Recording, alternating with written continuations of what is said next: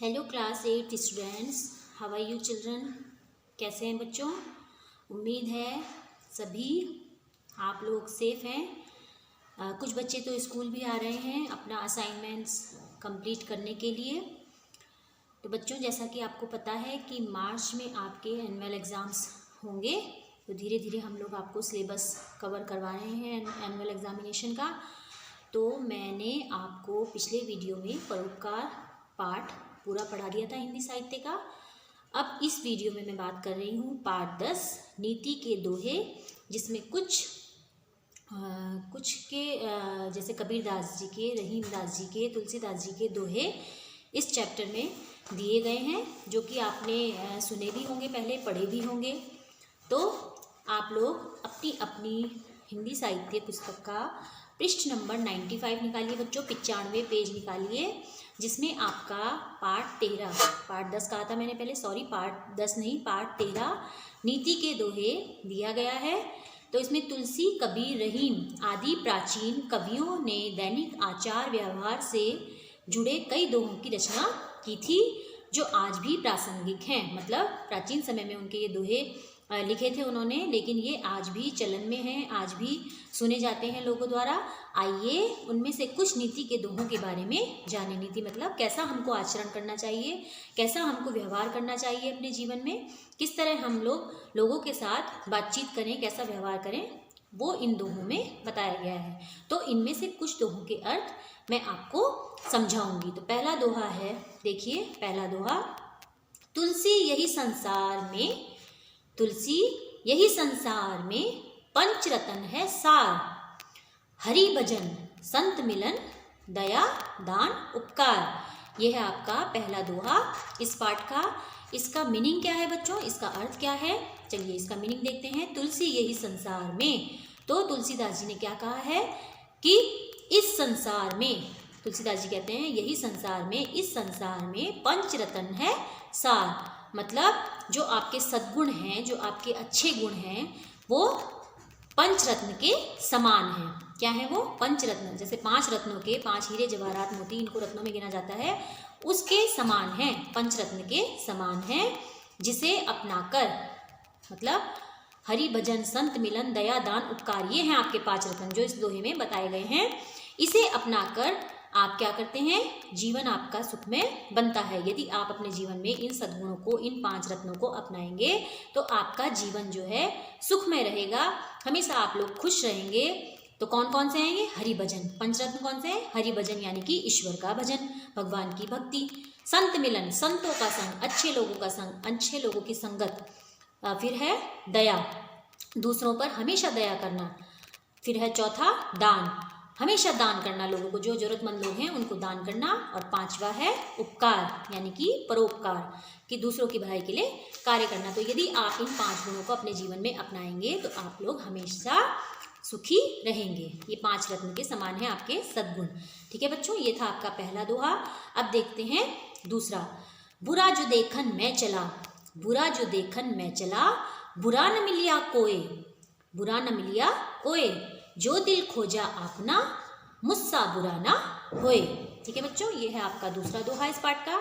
अब इसका मीनिंग देखेंगे।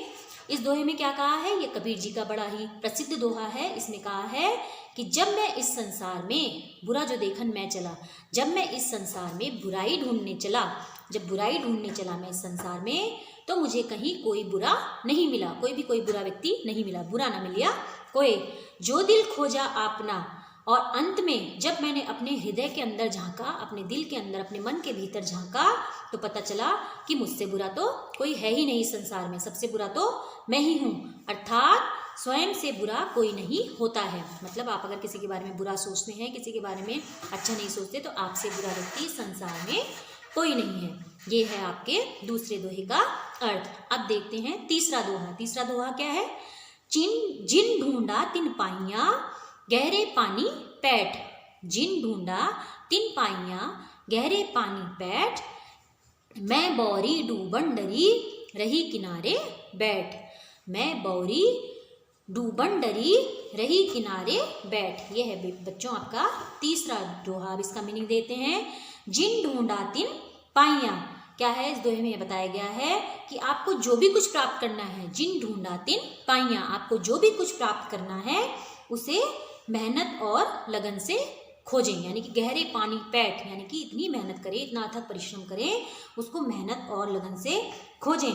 जिस प्रकार गहरे पानी पैठ मतलब गहरे पानी में गोता लगाने से, जब आप लोग गहरे पानी में डुबकी लगाते हैं तभी आपको मोती मिलता है, मतलब तभी आपको कोई चीज़ मिल सकती है, जो चीज़ उस पानी में खो जाती है तभी आप उसको ढूंढ सकते हैं। और मैं बोरी डूबन डरी रही किनारे बैठ, जो व्यक्ति समुद्र के किनारे ही बैठा रहता है, हमेशा यही सोचता रहता है कि मैं यहीं बैठा रहूं, अंदर ना जाऊं, तो उसे कुछ नहीं मिलता है। मतलब मेहनत करने से ही आपको सब कुछ मिलेगा, बिना मेहनत के संसार में कुछ भी नहीं मिलता है। यदि मेहनत करेंगे तभी आपको अच्छी चीज़ मिलेगी, मतलब जैसे मोती का उदाहरण दिया गया है। ये है आपका तीसरा दोहा। अब मैं आपको 8वें दोहे का मीनिंग बताती हूँ, ठीक है। अब आप लोग देखिए 8वां दोहा कौन सा है। रहीमन पानी राखिए बिन पानी सब सून, रहीमन पानी राखिए बिन पानी सब सून, पानी गए न उबरे मोती मानुष चून। यह है आपका 8वां दोहा। इसका मीनिंग क्या है बच्चों? 8वें दोहे का मीनिंग देखते हैं कि रहीम दास जी कहते हैं कि रहीमन पानी राखिए बिन पानी सब सून। तो रहीम दास जी कहते हैं कि हमें जो है हमेशा अपने मान सम्मान का ख्याल रखना चाहिए, हमेशा अपने मान सम्मान, अपनी इज्जत, अपनी प्रतिष्ठा का ख्याल हमको रखना चाहिए। बिन पानी सब सून, क्योंकि उसके बिना संसार में सब कुछ सूना है। अगर आपके पास अपनी इज्जत नहीं है, अपनी प्रतिष्ठा नहीं है, तो उसके बिना संसार में सब कुछ सूना है।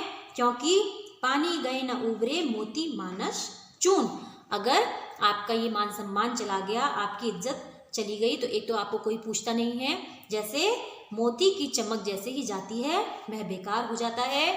तो यदि आपकी इज्जत प्रतिष्ठा सब कुछ चली गई तो आपको कोई इस संसार में पूछेगा नहीं। ये है बच्चों आपका 8वां दोहा। अब हम देखते हैं इसमें लास्ट वाला। देखिए लास्ट वाला दोहा देखिए बच्चों, जो दोहा नंबर 12 है आपका। लास्ट वाला दोहा क्या है? रहीमन धागा प्रेम का मत तोड़ो चटकाए, रहीमन धागा प्रेम का मत तोड़ो चटकाए, जोरे ते फिर ना जुड़े, जुड़े गांठी पर जाए। ठीक है बच्चों, ये 12वां दोहा है आपका। इसका मीनिंग क्या है? रहीम जी का ये दोहा है। रहीम जी क्या कह रहे हैं इस दोहे में कि किसी के साथ दोस्ती करते हो तो उसके विश्वास को मत तोड़ो, मतलब दोस्ती ऐसे करो कि आप उसका विश्वास कभी तोड़े नहीं, उसके साथ हमेशा सच्चाई से हर व्यवहार करें दोस्त के साथ अपने। अगर दोस्ती टूट जाती है आपकी, अगर किसी वजह से आप उसको धोखा देते हैं, उसके साथ विश्वासघात करते हैं और आपकी दोस्ती टूट जाती है, तो फिर वह जुड़ेगी नहीं। अगर आपने एक बार उसको धोखा दिया अपने दोस्त को, तो फिर वो आपके ऊपर कभी विश्वास नहीं कर पाएगा। जैसे अगर आप किसी धागे को जब आप पूरा पिरोते हैं, किसी चीज़ में डालते हैं, धागे को देखिए माला में भी पिरोएंगे आप, धागा पूरा रहेगा तो माला मजबूत रहती है। यदि आप उस धागे को बीच में से तोड़ते हैं तो माला भी टूट जाती है, और अगर आप उस धागे को फिर से जोड़ने की कोशिश करेंगे या उस माला को फिर से जोड़ने की कोशिश करेंगे तो उसमें गांठ पड़ जाएगी। ऐसा ही बच्चों दोस्ती में होता है।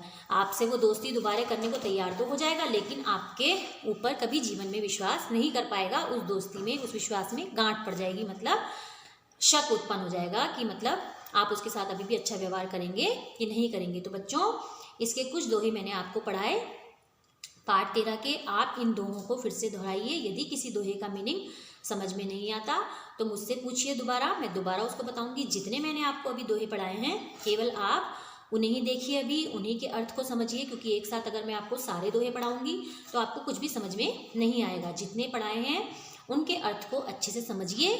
अगर नहीं आता तो फिर से वीडियो को देखिए, वीडियो दोबारा देखिए और मीनिंग को समझिए और इन दोहों को अच्छे से याद कीजिए। दोहे के मीनिंग को अच्छे से याद कीजिए, अपनी कॉपी में लिखिए दोहों के सारे मीनिंग को। जितने दोहे मैंने आपको पढ़ाए हैं, दोहे का जो सार है, जो उसमें बात कही गई है, उसको अमल करने का भी प्रयास कीजिए, उसको अपने जीवन में लाने का प्रयास कीजिए। कितनी अच्छी अच्छी बातें इस दोहे में बताई गई हैं। जैसे आपके सद्गुण हैं, कौन से सद्गुण आपको अपनाने चाहिए, दोस्तों के साथ कैसा व्यवहार करना चाहिए, किस तरह से आपको मेहनत करनी चाहिए, लगन रखनी चाहिए, अपनी पढ़ाई के प्रति भी आपको ऐसा ही होना चाहिए। असाइनमेंट समय से कीजिए, असाइनमेंट अच्छे से कीजिए, उसमें लापरवाही मत कीजिए।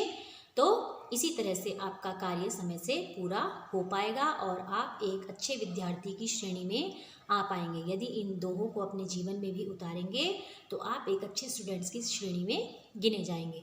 तो मुझे उम्मीद है अब आप इन दोहों को अच्छे से रिवाइज करेंगे, अपनी कॉपी में लिखेंगे और अपने जीवन में भी उतारने का प्रयास करेंगे। ठीक है बच्चों, अब नेक्स्ट वीडियो में मैं आपको नेक्स्ट पार्ट करमवीर, जो आपके एनुअल एग्ज़ाम का सिलेबस जो उसमें आएगा, करमवीर की जो कविता है वो भी बहुत अच्छी कविता है करमवीर, वो मैं आपको नेक्स्ट वीडियो में पढ़ाऊँगी। तब तक आप इन दोहों को दोहराएंगे। धन्यवाद बच्चों।